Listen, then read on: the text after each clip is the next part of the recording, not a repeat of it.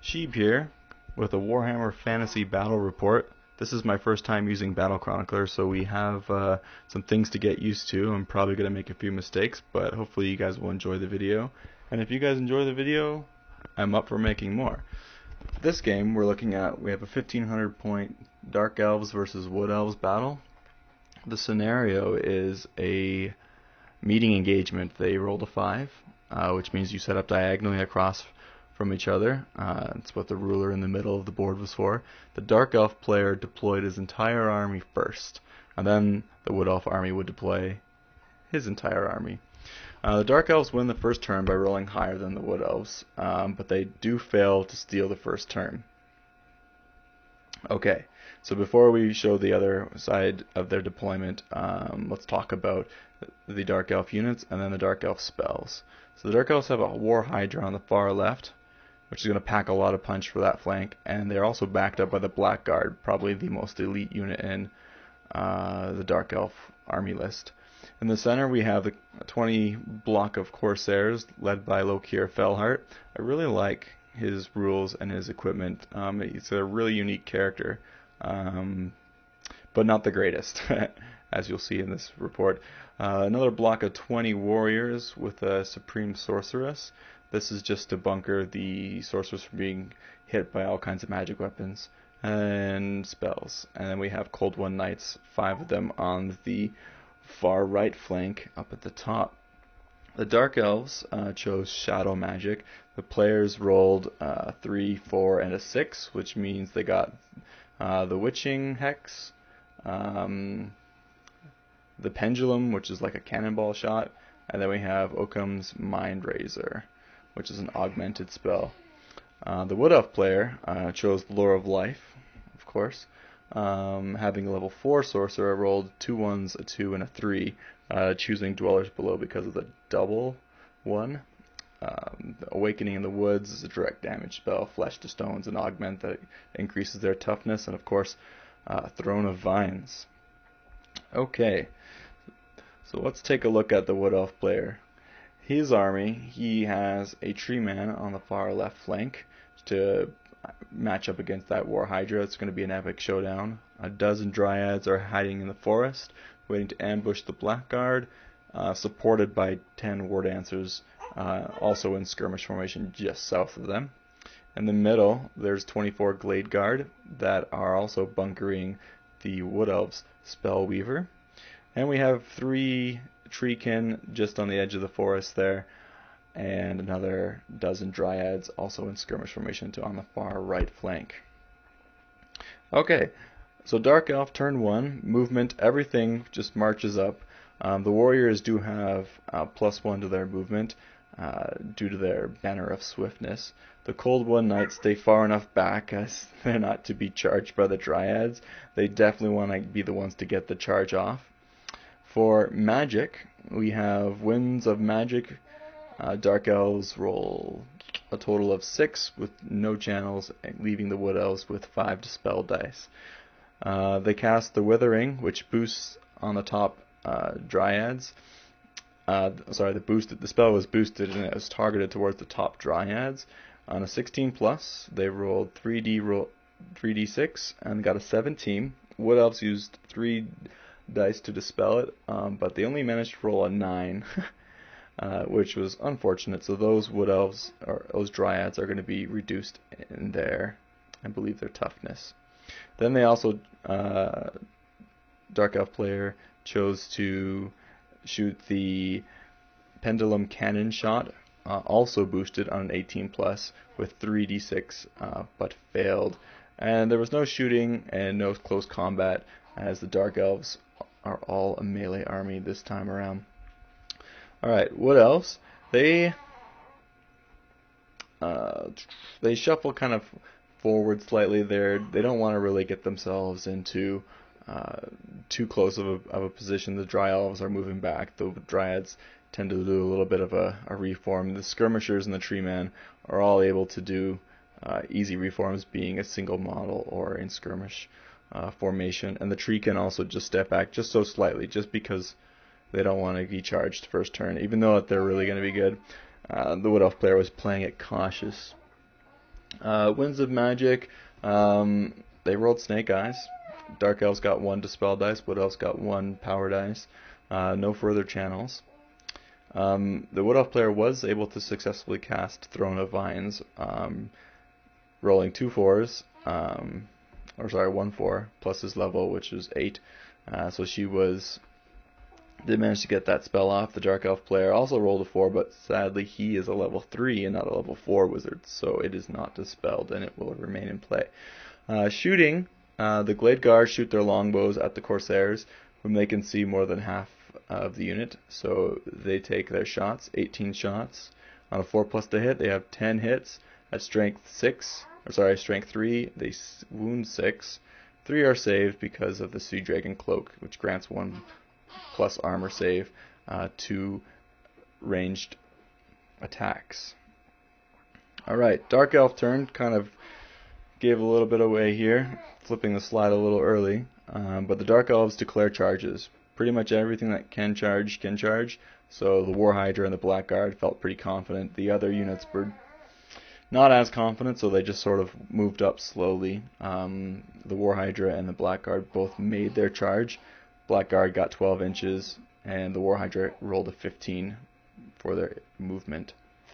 Okay, so the Corsairs just move up their regular spots. Cold One Knights actually failed their charge roll. They wanted to try the Dryads, but only rolled 11 when they needed much higher. So they stumbled forward 3 inches. Magic phase, Dark Elves managed to get 4 power dice. Wood Elves have 2 dispel dice, no channeling.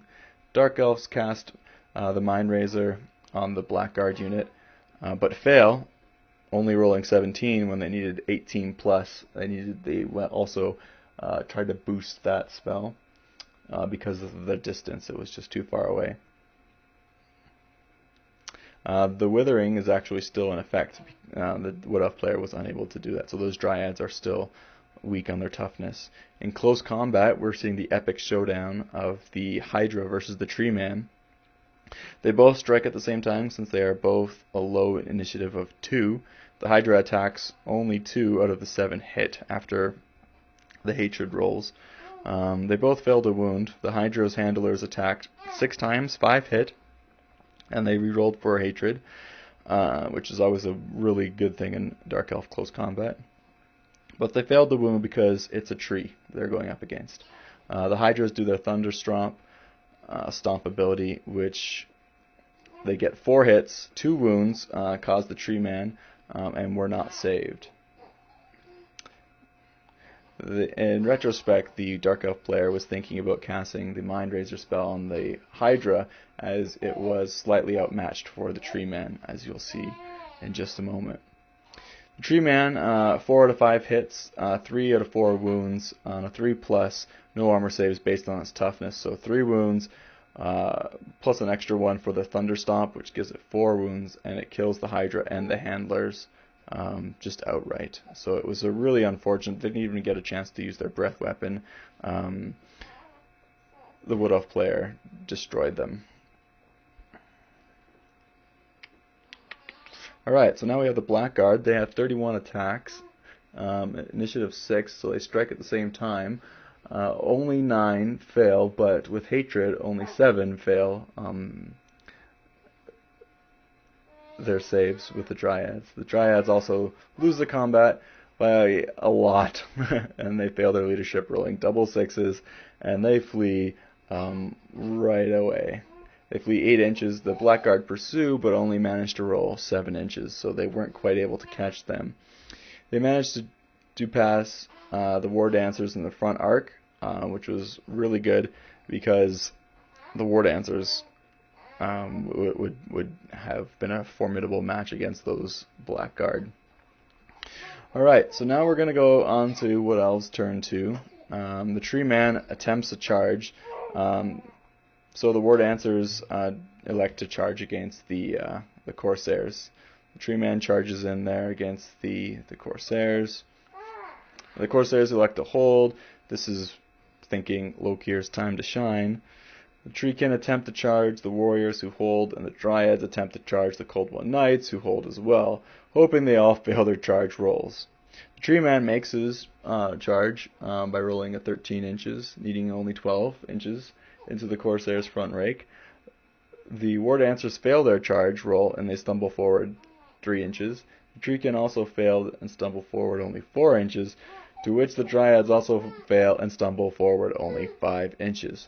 Lokir moves to a better position himself, as he can do with his Daring Leap ability, or whatever it's called. The Dryads flee again 7 inches, and they just go right off the board, after failing their leadership roll, needing to have double ones. For magic, the Wood Elves managed to get 8 power dice, giving the Dark Elves 6 dispel dice, but the Dark Elves do channel. The Dark Elves use 2d6 to dispel the Throne of Vines. The Wood Elves cast, again, the Throne of Vines, makes it on a 10+.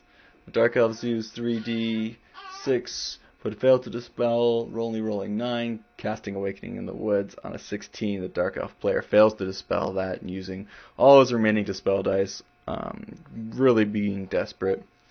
On the Blackguard, with strength 5, 5 strength 6 hits. On the Blackguard, 5 die. This was a really huge blow because the Blackguard are pricey units and really formidable foes on the table. The Wood Elf player tries to cast Flesh to Stone on the Tree Man, pretty much making him invincible, and manages to make it on a roll of 12, which means the Tree Man is now toughness 10 monstering beast. Shooting phase, the Blade Guard shoot at the Blackguard, 18 shots, 12 hit, at close range, so it's strength 4, 9 wounds, 2 of them are saved, 7 wounds, kill the remaining Blackguard. This is a huge turn in the battle. The Dark Elf players are down 2 of their hardest hitting units. It's really unfortunate.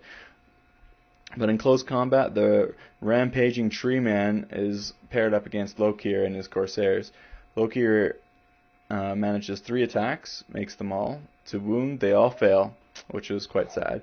Against a toughness 10 foe, it's really hard to wound him, as you can imagine. The Corsairs and the Reaver, who's also with them, get 12 hits from their attacks. 1 wound, the Tree Man fails on a 1, but the Tree Man fails to wound the Tree Man. The Tree Man makes 5 attacks with 5 hits, 4 wounds. On a 2+, on the Corsairs, 4 Corsairs die. The Thunderstomp kills another Corsair, just for adding some salt to the Dark Elf player's wound. Alright, they managed to fail their leadership roll of 9, rolling a 10, and they flee 7 inches, and the Tree Man, of course, pursues, but runs them down. It's pretty much game over at this point, having the Dark Elf player losing their Corsairs, their General, their War Hydra, and their Blackguard, and there's a lot of Wood Elf units still on the board. But they just had to go for one more round. Dark Elf players really just wanted to get his Cold One Knights in there to see how devastating of a charge he could make on the Dryads, who, funny enough, that spell of the Withering has not been dispelled on that unit, so they are still hexed. So the Cold One Knights do make their charge against the Dryads of 15 inches, and the Warriors charge into the Treekin, making their charge distance of 16. Winds of Magic yield the Dark Elf player 8 power dice, and the Wood Elf player 5 dispel dice with no further channels. They cast the Withering again on the Treekin, this time trying to weaken those tough tree folk. 13+, they make it by rolling 14, using all 5 of their dice. It is dispelled, though, however, by the Wood Elf player by 4 dice. The Dark Elf player chooses to then cast Mind Razor on an 18+, gets 20 on the Warriors, so that they're now strength 8. So if you can't weaken your foe, let's beef up yourself. No shooting, close combat takes place. Warriors attack first on initiative 5 versus their Treekin's initiative 3. They get 9 hits after their hatred, 6 wounds. Treekin make 1 ward save, so 5 wounds kills 1 Treekin. The Sorceress attacks and hits and wounds, and 2 Treekins fail their ward saves. So 6 wounds in total, and 2 Treekin die. Treekin fighting back now, and kills 1 warrior. The Treekin lose combat by 6. They need to double ones. They fail, and the last Treekin flees 9 inches. The warriors only pursue 6, so they manage to get away. The Cold One Knights versus the Withered Dryads, who have not dispelled still that spell. The Cold One Knights came in with the hard-hitting 4s to hit after their hatred, 4 wounds. 3 of them make their ward saves, 1 dies. Then the mounts hit, 3 hits, 2 wounds. The Dryads fail their saves, 2 more die, killing 3 in total. The Dryads have a whopping 20 attacks, with only 6 hits though. 4 wounds, 3 of them are saves, 1 Dryad dies. The Dryads pass their leadership after barely losing combat, but seriously outperforming the Cold One Knights, which was a huge upset to the Dark Elf player. Wanting to finish the 3rd round, the Wood Elf player decides to rally the Treekin, which they do. The Tree Man marches backwards, the War Dancers change their facing, the Glade Guard turn to face the warriors, and everything's just sort of focusing in on those warriors and Cold One Knights. For magic, Wood Elf players generate 8 power dice, Dark Elves get 4 dispel, no channeling. The Withering is finally dispelled at this point on a whopping cast of 24 on 4 dice. The remaining 4 dice are used to cast Wakening the Woods on a 6+. They managed to roll 19, which leaves the Dark Elf player severely open. He didn't realize that his warriors, when they enter the wood, that this spell gets boosted. And it's also boosted with Thorn of Vines, but because they're in the woods, they're going to take an extra strength hit. The Dark Elf player uses 5 dice to dispel it, and does so with a 23. So good for them, because they could have been easily wiped out there, and this would have been a decisive victory for the Wood Elves, like it already is. At close combat, we're just seeing the finishing up of the Dryads, attacking 16 times, getting 8 hits, 5 wounds on the Cold One Knights. 3 of them fail their save, so 3 Cold One Knights die. The Cold One Knights attack back, 3 hits after their hatred. The Dryads make their ward saves. The Cold One Knights, interesting enough, still win combat because of their banner, and the Dryads still hold true, but at this point it is called good game. The Dark Elves player concedes because there is no way he can deal with the remaining Wood Elves. Thank you very much. Once again, this has been Sheeb. If you guys enjoy this battle report, I can love to give you more details, and I'd love to do it again.